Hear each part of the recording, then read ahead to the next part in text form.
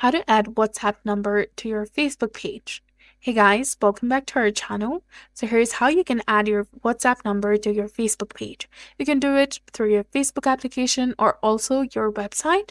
So go ahead and simply log into your specific account, go to your Facebook page and switch your main account.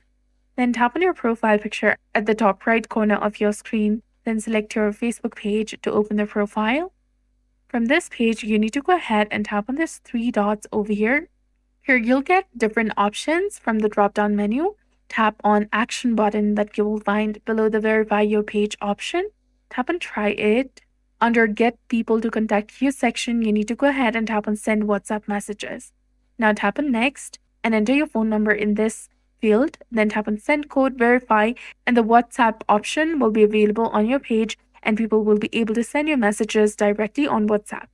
And now your WhatsApp number is connected to your Facebook page. So that's it for this video. I hope you found this helpful. If you did, please like, share, and subscribe. Thanks for watching.